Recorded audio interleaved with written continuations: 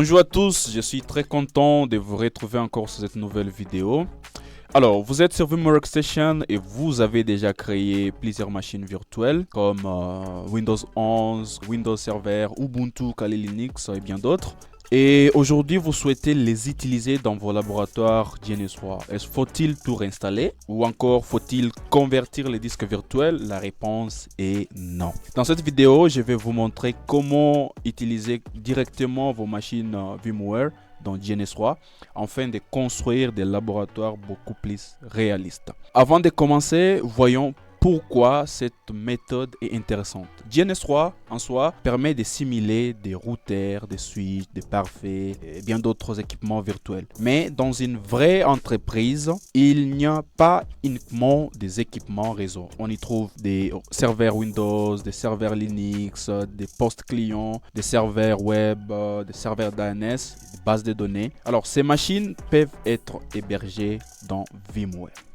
Alors, au lieu de recréer dans GNS3, il est plus simple de les réutiliser. Alors, c'est exactement ce que nous allons faire dans cette vidéo. Comme vous pouvez le voir, je suis sur Vimeo Workstation et j'ai plusieurs machines virtuelles que j'ai déjà installées. Alors, je voudrais les utiliser sur GNS3. Alors, ce que je dois faire, je réduis cette fenêtre. Alors, je rentre au bureau, je vais lancer directement GNS3.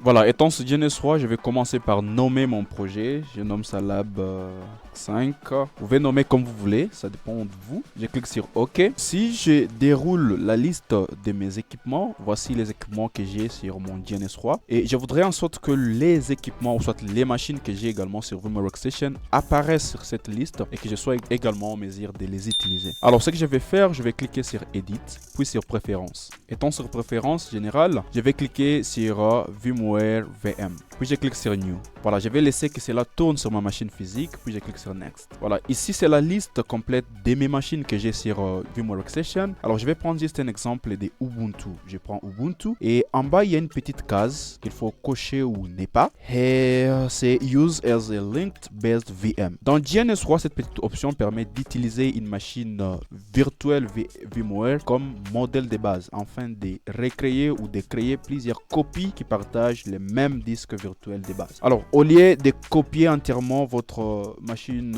ou soit votre VM Ubuntu, à chaque fois que vous l'ajoutez dans un projet GNS3, alors GNS3 juste va créer une link clone, de sorte que vous soyez à mesure d'utiliser le même modèle à plusieurs projets. Vous avez plusieurs machines virtuelles qui peuvent fonctionner indépendamment. Voilà, je peux cocher ou n'est pas. Bon, moi je laisse d'abord non cocher parce que je peux utiliser juste la même dans le cadre de cet exemple. Puis je clique sur Finish. Une fois cliqué sur Finish, je vais cliquer sur Apply et puis sur OK. Voilà, comme vous pouvez le voir dans la liste, il y a Ubuntu aussi qui vient de s'afficher ou qui vient de s'ajouter. Alors je vais prendre Ubuntu, je l'ajoute dans l'espace de travail et puis je prends un switch, je l'ajoute aussi. Je clique sur OK, je prends le câble, je connecte.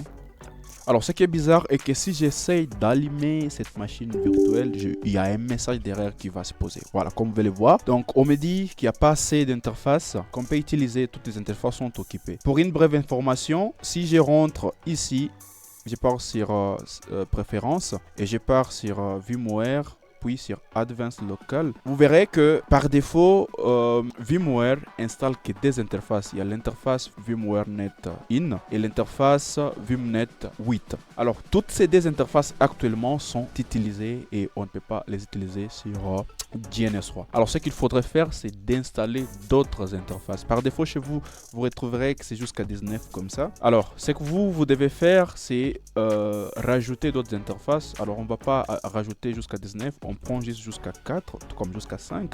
Donc, pratiquement, je rajoute 3 interfaces. Et puis, il faut cliquer sur Configure. Alors, avant de cliquer sur Configure aussi, vous verrez qu'en bas, il y a une petite option Block Network Traffic Originating from the Host OS. Alors, cette petite option permet de bloquer tout le trafic réseau provenant du système d'exploitation hôte, Windows pratiquement, dans ma machine physique. Alors, c'est-à-dire qu'on peut avoir des labs sur GNS3, mais qui ne sont pas forcément obligés de communiquer avec la machine virtuelle. Alors, si on laisse cette option cochée, c'est-à-dire que tous les trafics de mon lab seront bloqués juste au lab. Mais si on décoche, ça veut dire qu'il y aura une communication entre tous les labs qui seront connectés à ces interfaces-là avec ma machine physique. Donc, du coup, j'aurai même accès aux équipements qui sont dans les labs à travers l'interface graphique sur le navigateur et vice-versa. Alors, moi, personnellement, je trouve que c'est mieux que je laisse no cocher parce que à un certain moment, j'aurai besoin d'accéder à l'interface graphique à travers mon navigateur. Puis, je clique sur Configure. Là, ce sont mes interfaces qui sont en train d'être créées. Voilà, une fois que ça finit, je clique sur Apply, puis sur OK. Voilà, si j'allume encore, il y aura un message derrière. Ce que je vais faire, c'est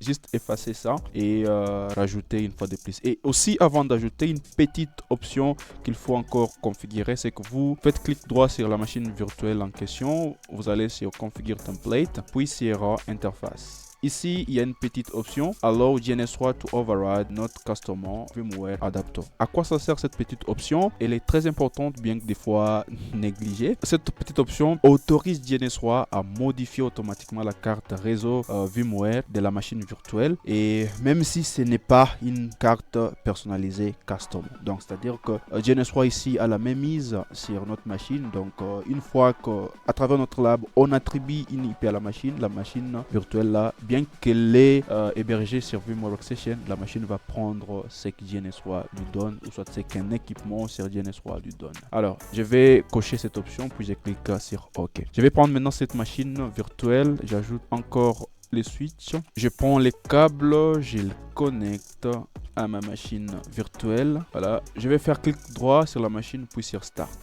Voilà, une fois cliqué sur Start, vous verrez que sur VMware Workstation, la machine démarre directement. Voilà comment ça se passe. Alors, vous pouvez ajouter plusieurs machines comme ça et cela ne pose aucun souci. Tout comme vous pouvez éteindre cette machine. Si j'éteins cette machine, automatiquement sur VMware également la machine s'éteint et vice versa. Je vais prendre l'exemple de mon lab ici. Des formations. Alors, sur ces labs, je voudrais ajouter ma machine Ubuntu à ces niveaux. Ce que je dois faire, j'efface celle qui existe. Alors, j'ajoute Ubuntu sur ces labs.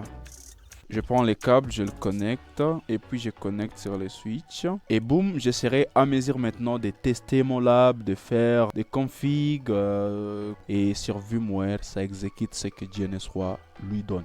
Alors, c'était tout pour cette vidéo. Si ça vous a plu, n'hésitez pas à liker, n'hésitez pas à vous abonner si ce n'est pas encore fait. Je me nomme Saison Kitenge et on se retrouve à la prochaine vidéo. Merci.